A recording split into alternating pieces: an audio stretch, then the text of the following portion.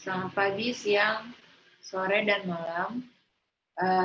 Hari ini kelompok kami ingin mempresentasikan hardware dan sistem operasi untuk komputer server. Kelompok kami beranggotakan 3 orang, yaitu ada saya sendiri, Viana Holanda Koswara, dengan NPM 21067512523. Dan saya, Karisa Almira Yudiva dengan NPM 21067516676. Saya Syarifah Nuramalia dengan NPM 2106751272. Untuk kontribusi presentasi dari masing-masing member pada kelompok kami, untuk pertama dari Karisa Almira, ada di bagian pengerjaan hardware untuk server, rekomendasi hardware dan sistem operasi. Untuk Syarifah Nur, bagian sistem operasi untuk server, perbandingan sistem operasi, dan rekomendasi hardware dan sistem operasi. Dan untuk saya sendiri, Viana Holanda, mengerjakan bagian pendahuluan, penutup, atau kesimpulan. Di zaman yang modern ini, penggunaan perangkat komputer server untuk membantu aktivitas manusia dalam mengakses berbagai informasi dan dengan memanfaatkan jaringan internet bukan merupakan hal yang baru. Sudah banyak perusahaan yang memanfaatkan server untuk membantu proses bisnisnya. Dan terdapat beberapa spesifikasi yang lebih cocok digunakan untuk beberapa jenis perusahaan, seperti perusahaan kecil, menengah, dan besar. Begitu juga dengan kelebihan dan kekurangannya tersendiri yang bisa disesuaikan oleh kebutuhan penggunanya.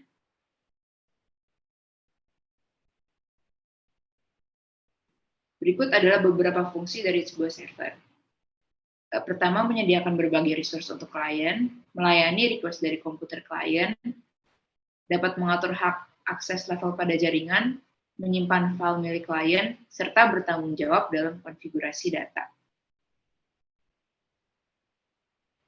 Diskusi kita pada hari ini adalah penggunaan server dalam perusahaan dalam membantu aktivitas bisnis, pengelolaan data dan informasi dalam jumlah besar, kelebihan dan kekurangan dari hardware dan sistem operasi, dan spesifikasi server yang berbeda digunakan oleh perusahaan. Oke, saya Karisa akan menjelaskan hardware untuk server yang dibutuhkan dalam membuat data center. Oke, pertama kita bakal bahas definisinya dulu. Hardware adalah perangkat keras yang kasat mata dan memiliki wujud fisik yang dapat diraba. Nah, untuk data center sendiri, data center adalah fasilitas yang menampung hardware yang berkaitan dengan penyimpanan, pemrosesan, dan juga transfer data. Oke, yang pertama, jadi tuh hardware tuh dibagi dengan beberapa bentuk. Yang pertama yang bakal saya bahas adalah input device, yaitu fungsinya sebagai alat untuk memasukkan berbagai data dan perintah pada komputer. Contohnya sebenarnya banyak banget, tapi ini yang saya taruh ada keyboard, mouse, webcam, dan masih banyak lagi yang bisa jadi input device. Kedua, ada bentuk yang lain lagi, yaitu processing device, yaitu data dari input device-nya akan diolah melalui processing device yang nanti bakal dikeluarin di output device, yang nanti bakal saya bahas nanti. Pertama ada GPU, itu adalah prosesor yang tersusun dari banyak core yang berukuran kecil dan spesifik. Kerja mereka adalah untuk memastikan komputer untuk mengolah data. Yang kedua ada network card, dan juga ada motherboard yang dia menyatukan setiap keping komponen komputer agar menjadi mesin yang utuh. Lalu ada RAM, Random Access Memory, dia bertanggung jawab atas banyaknya proses yang dapat dilakukan bersamaan dalam suatu perangkat komputer. Lalu terakhir ada CPU, yaitu merupakan otak dari sebuah sistem komputer dan mengatur semua perangkat internal maupun eksternal di komputer. Nah, ada bentuk yang lain lagi yaitu output device, yang tadi saya bilang yaitu yang diolah dari processing device itu bakal dikeluarin di output device. Nah, yang pertama sebenarnya banyak banget ya. Ini yang aku taruh tuh ada monitor, speaker, dan juga mikrofon. Next adalah storage device. Ini alat yang digunakan untuk menyimpan berbagai data, karena itu sangat dibutuhkan. Ada CD atau DVD, flash disk, network attached storage, SSD SAN. Sebenarnya banyak banget sih. Cuma yang saya input ini dulu. Nah, oke. Selanjutnya ada network equipment. Pertama ada routers. Ini untuk mengaktifkan beberapa server untuk menjadi bagian dari area lokal yang sama atau jaringan area luas. Lalu ada switches, bertanggung jawab untuk menghubungkan beberapa perangkat secara bersamaan dan juga memastikan bahwa paket data pergi ke atau dan dari lokasi yang tepat. Lalu modem, yaitu digunakan agar jaringan komputer bisa terhubung dengan internet. Lalu ada cables, kabel koaksial, twister, dan serat optik digunakan di pusat data untuk menghubungkan saklar, perangkat penyimpanan, dan server. Oke, selanjutnya saya ingin menjelaskan tentang sistem operasi untuk server. Pertama, saya ingin menjelaskan definisinya dulu. Yang pertama ada sistem operasi. Sistem operasi adalah perangkat lunak dasar pada komputer yang mengelola berbagai sumber daya komponen hardware, sehingga setiap hardware mampu bekerja sama dengan baik. Bisa juga sistem operasi disebut penghubung antara software dan hardware. Lalu selanjutnya ada OS server atau sistem operasi server. Sistem operasi server yang akan kita bahas dalam inti kali ini adalah sistem operasi canggih yang dirancang khusus untuk dijalankan di sisi server, yang merupakan komputer khusus yang beroperasi dalam arsitektur klien atau server untuk melayani permintaan komputer klien yang tersambung di jaringan. Nah, berikut ada beberapa sistem operasi yang layak dijadikan sebagai server. Yang pertama ada Microsoft Windows Server. Nah, Windows Server adalah sistem operasi server yang dikembangkan oleh Microsoft. Nah, operating system Windows Server ini secara khusus dirancang untuk menyediakan semua yang Anda butuhkan untuk membangun server pada teknologi server kelas dunia. Namun sayangnya Windows ini masih berbayar nih. Lalu selanjutnya ada Linux. Linux merupakan sistem operasi open source atau gratis yang mempunyai fitur yang sangat handal. Untuk itulah Linux menjadi sistem operasi terbaik dan terbanyak digunakan untuk komputer server. Kelebihan dari Linux ini adalah mampu bertahan lama tanpa perlu ngebooting ulang saat digunakan dalam waktu berhari-hari, lalu gratis, dan pastinya lebih aman pada Windows. Sebenarnya untuk sistem operasi ini ada lagi yang lain seperti Macintosh, namun yang untuk layak dijadikan sebagai server, terutama server perusahaan, itu dua ini, yaitu Windows dan Linux. Selanjutnya, di dalam sistem operasi berbasis Linux ini ternyata dibagi lagi menjadi banyak server, dibagi lagi menjadi banyak sistem operasi karena Linux ini open source yang sudah tadi saya jelaskan. Yang pertama ada Debian server. Debian ini termasuk distro Linux yang udah tua, berusia lebih dari 20 tahun. Nah, distro ini juga terkenal ringan dan memiliki kinerja yang sangat cepat, yang menjadikannya pilihan yang cocok jika mesin yang menggunakan hardware yang lebih tua. Dan Debian server ini stabilitasnya bagus gitu. Lalu selanjutnya ada Ubuntu server. Ubuntu server ini juga berbasis Linux dan dirancang untuk bekerja pada multi-platform yang dapat berjalan di mana saja. Bisa di PC, desktop, smartphone, dan juga tablet. Nah, Ubuntu server ini dikatakan aman, cepat, dan dapat diskalakan secara ekonomis, jadi mampu membantu memaksimalkan infrastruktur. Selanjutnya ada OpenSUSE Server. OpenSUSE Server ini Linux distro yang dirancang khusus bagi developer dan sistem admins yang ingin menjalankan servernya sendiri. Nah, OpenSUSE ini dibangun untuk perusahaan nih. Jadi dia bisa bekerja secara sempurna untuk berbagai platform di perangkat keras. Lalu selanjutnya ada Fedora Server. Fedora Server ini dia membawa server ke database PostgreSQL. Nah, dia ini juga untuk dibangun untuk perusahaan. Kenapa? Karena dia memiliki yang namanya itu access control information dan melakukan audit dari satu lokasi terpusat kayak gitu. Lalu selanjutnya ada CentOS Server. CentOS Server ini juga berbasis Linux.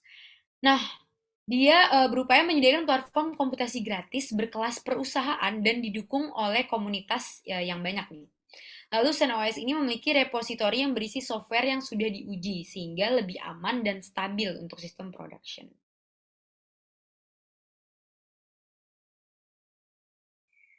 Lalu, selanjutnya saya ingin menjelaskan perbandingan sistem operasi yang sudah saya jelaskan sebelumnya. Yang pertama ada Windows Server.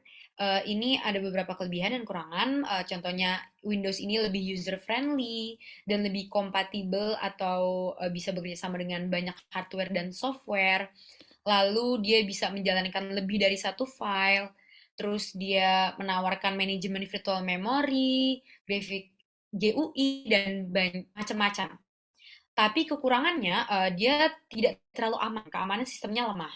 Lalu harga lisensinya cukup mahal dan tidak gratis, dan prosesor dengan kecepatan tinggi. Ada Debian server ini dia lebih aman dibandingkan sistem operasi lain dan dia jarang ada virus. Namun dia sangat memakan repositori besar ya. Contohnya 40 sampai 60 GB seperti itu.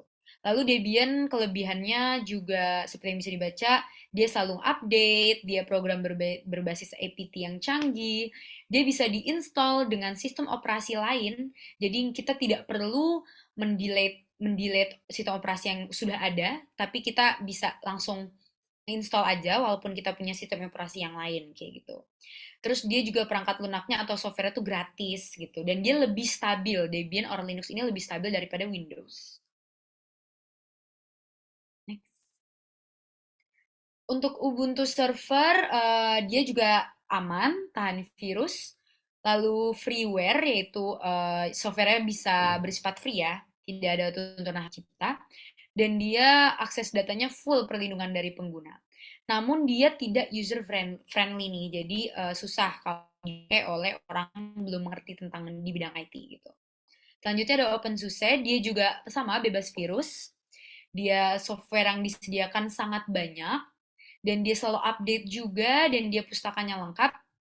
Namun dia instalasinya cukup rumit gitu dan dia tidak terlalu kompatibel dengan beberapa hardware gitu.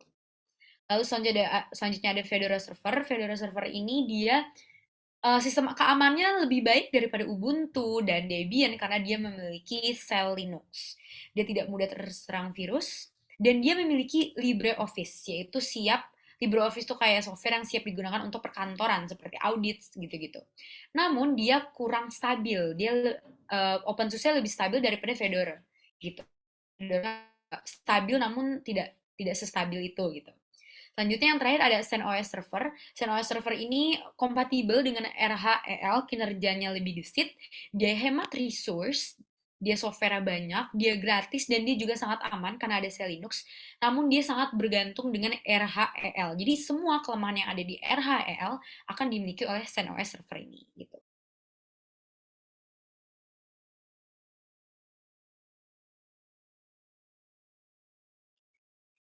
Oke, untuk rekomendasi hardware dan sistem operasi. Seperti yang saya dan teman kelompok saya sudah diskusikan, untuk perusahaan ini dibagi menjadi tiga, kecil dan besar. Ini kita asumsikan skala perusahaan kecil ini yang karyawannya kurang lebih sama dengan 50, menengah itu yang 51 sampai 1000 karyawan, dan yang besar itu lebih dari 1000 karyawan. Dengan banyaknya jumlah karyawan ini juga menjadi skala ukur banyaknya penggunaan di server ini gitu. Oke, untuk sistem operasi yang skala perusahaan kecil memakai Microsoft, kenapa? Karena intinya dia lebih user friendly. Dan karena skala perusahaannya kecil, jadi kebutuhan akan softwarenya itu tidak sekompleks perusahaan menengah ataupun besar. Jadi masih oke lah kalau pakai Microsoft gitu software-softwarenya. Dan jadinya bisa bayar atau nggak bayar, itu pokoknya masih masuk lah. Namun untuk spesifikasinya itu untuk CPU itu 8, untuk RAM itu 8 GB, dan untuk storage-nya 200 GB, 15.000 RPM drive. Lalu untuk skala perusahaan menengah, kami sarankan untuk memiliki atau Windows Server.